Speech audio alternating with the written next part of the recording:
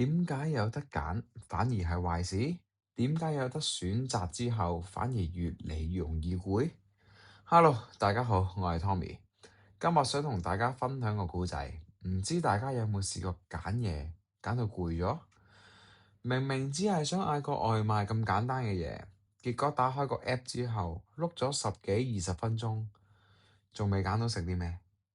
又或者放工返到屋企，想揾套戲 relax 下，打開 Netflix、YouTube，結果揀咗半個鐘，最後都係索性熄機瞓覺。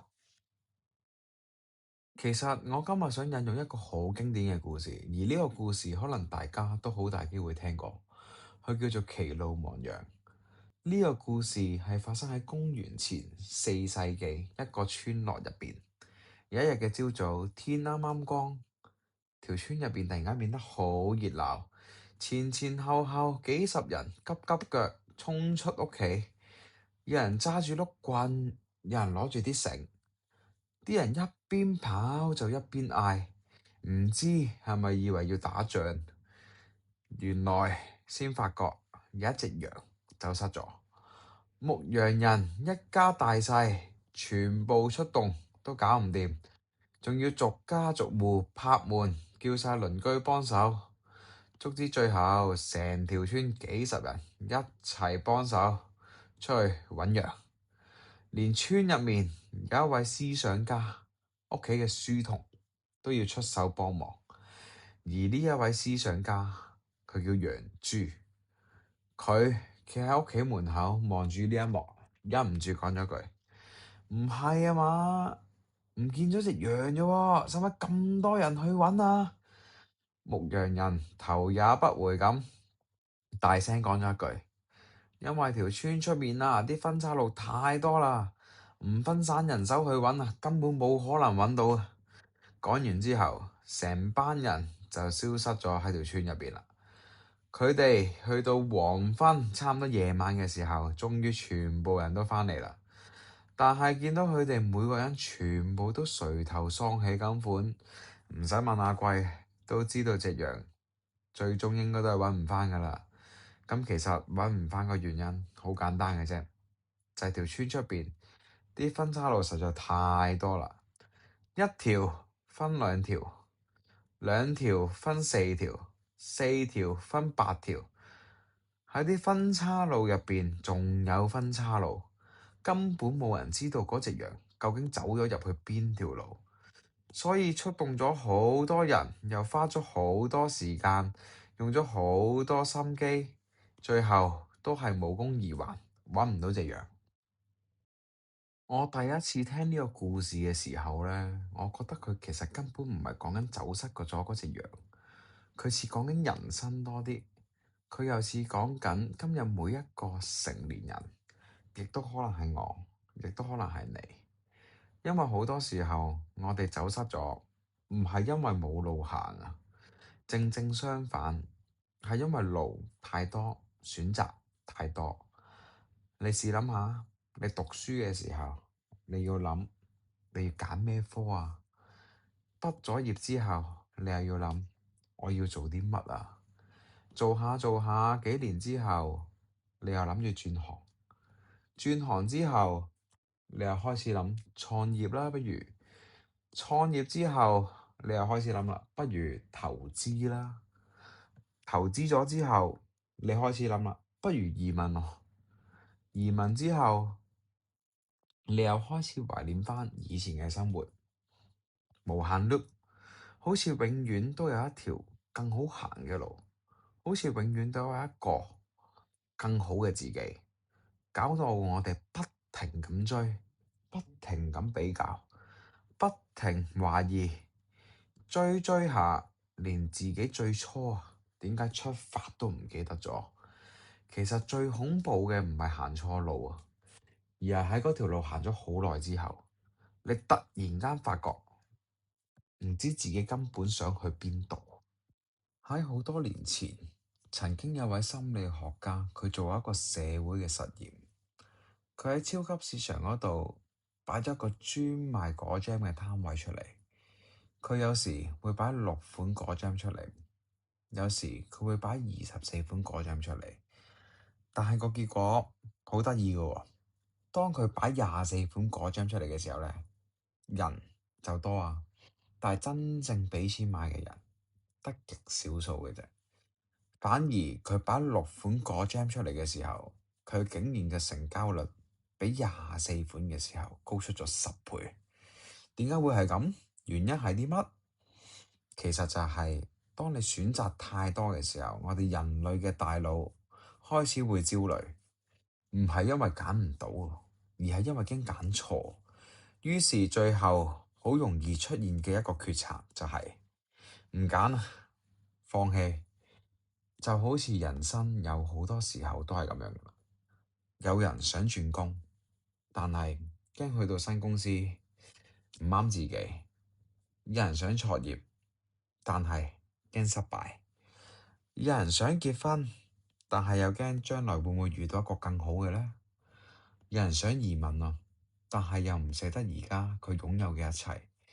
結果好多人唔係輸喺能力嗰度，而係輸咗俾猶豫。仲有一個可能係最得人驚嘅問題，而大家可能真係冇留意到啊！好多令你焦慮嘅選擇，其實根本呢個選擇都唔係屬於你嘅。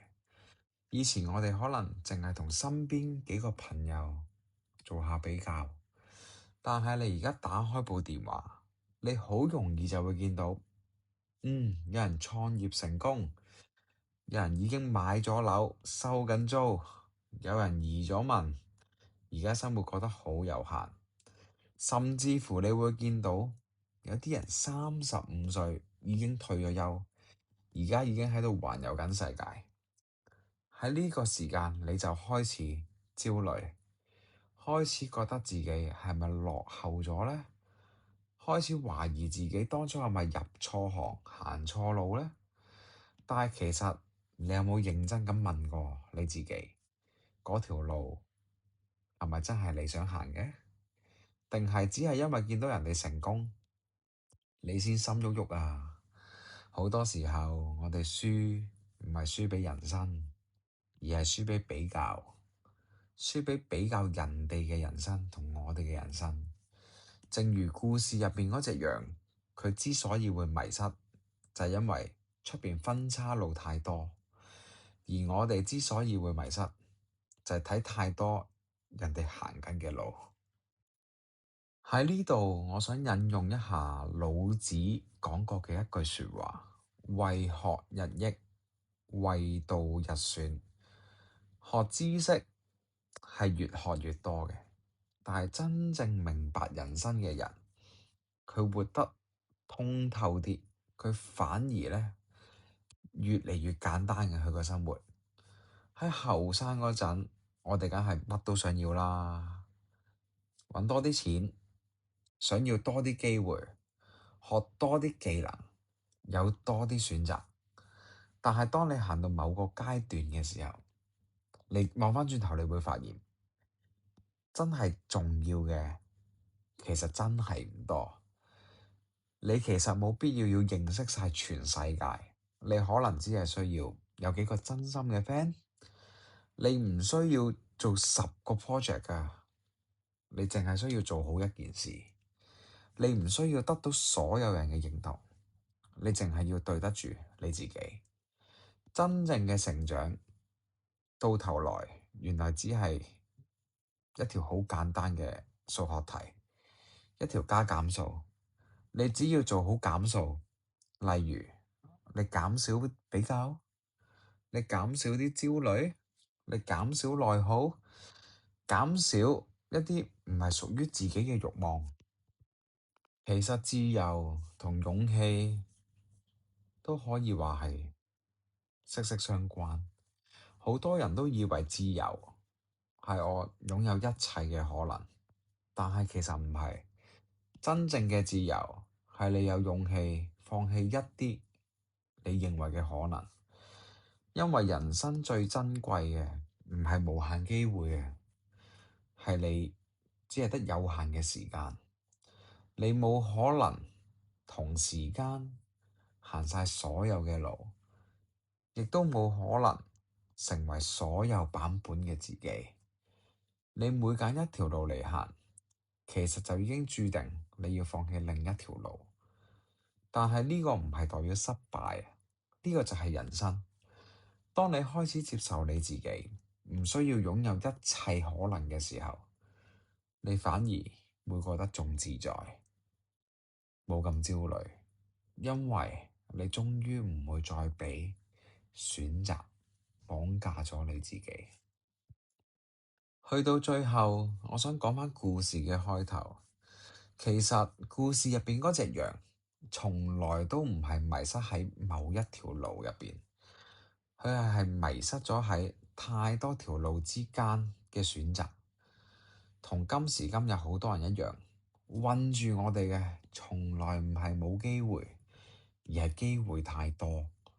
困住我哋嘅從來唔係冇方向，而係方向太多，多到我哋根本就揀唔到。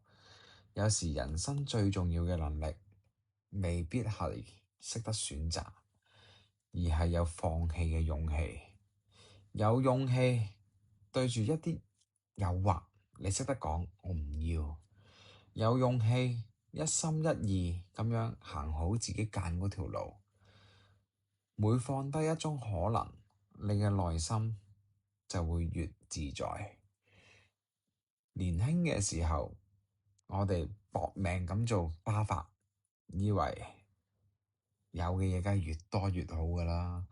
咁但係行到後面先明白，真係成熟嘅人唔係講你有乜嘢，而係清楚自己要啲乜嘢，唔要啲乜嘢。去到呢度，我希望你唔需要行勻晒世界上所有嘅路，你只係需要認真行通一條屬於你自己嘅路，其實咁樣就已經足夠㗎喇。如果你鍾意我今日嘅分享，歡迎留言同我傾下偈啊！究竟你嘅人生最想守護嘅係乜嘢呢？希望我哋未來再見。我係 Tommy，Thank you。